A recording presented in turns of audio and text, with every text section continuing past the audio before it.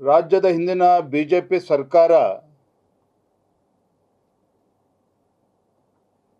ಶೋಷಿತ ಪೀಡಿತ ಸಮುದಾಯಗಳಿಗೆ ನ್ಯಾಯವನ್ನು ಕೊಡಬೇಕು ಅನ್ನೋ ಒಂದು ಸದುದ್ದೇಶವನ್ನು ಇಟ್ಕೊಂಡು ಏನು ಶೋಷಿತ ಸಮುದಾಯಗಳು ಕಳೆದ 20-30 ವರ್ಷಗಳಿಂದ ಮೀಸಲಾತಿಯ ವಿಚಾರದಲ್ಲಿ ತಮ್ಮ ನ್ಯಾಯಬದ್ಧವಾಗಿದ್ದಂಥ ಹೋರಾಟವನ್ನು ನಿರಂತರವಾಗಿ ಮಾಡ್ಕೊಂಡು ಬಂದಿದ್ವು.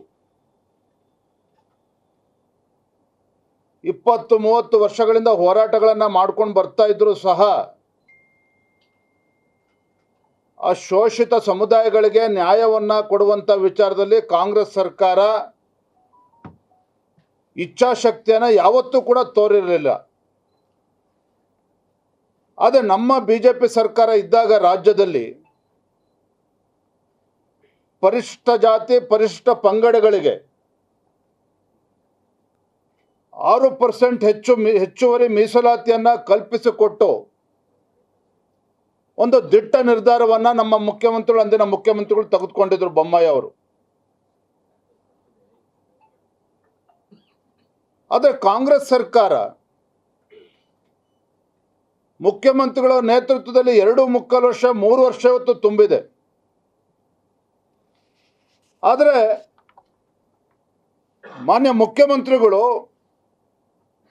ಇಂಥ ಗಂಭೀರ ವಿಚಾರವನ್ನು ಪರಿಶಿಷ್ಟರ ವಿಚಾರದಲ್ಲಿ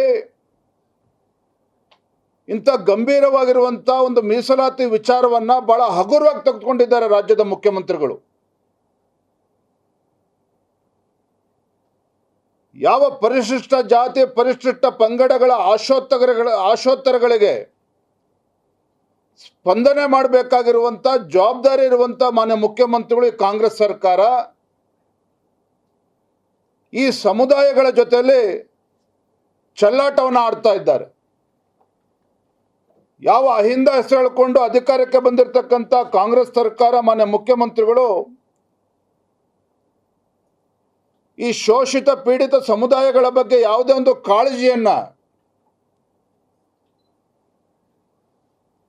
ತೋರಿಸ್ತಾ ಇಲ್ಲ. ಮಾನ್ಯ ಮುಖ್ಯಮಂತ್ರಿಗಳೇ 100 ಕೋಟಿ ಖರ್ಚು ಮಾಡಿದಂಥ ನಾಗಮೋಹನ್ ದಾಸ್ ವರದಿಯನ್ನು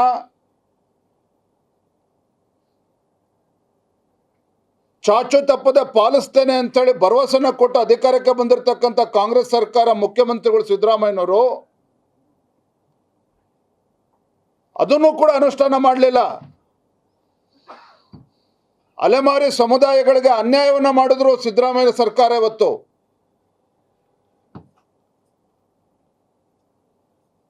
ರಾಜ್ಯಪಾಲರ ಅಂಕಿತವನ್ನು ಕೂಡ ಹಾಕಿಸ್ಕೊಂಡು ರಾಜ್ಯಪಾಲರ ಮೇಲೆ ಒತ್ತಡ ಹಾಕಿ ಅಂಕಿತವನ್ನು ಹಾಕಿಸ್ಕೊಂಡು ಈಗಲೂ ಕೂಡ ಈ ಸಮುದಾಯಗಳ ಜೊತೆಲಿ ಚೆಲ್ಲಾಟ ಆಡ್ತಾ ಇದ್ದಾರೆ ಕಾಂಗ್ರೆಸ್ನವರು. ಇವ್ರ ಯೋಗ್ಯತೆಗೆ ರಾಜ್ಯ ಉಚ್ಚ ನ್ಯಾಯಾಲಯದಲ್ಲಿ ಇಚ್ಛಾಶಕ್ತಿಯ ಕೊರತೆಯಿಂದ,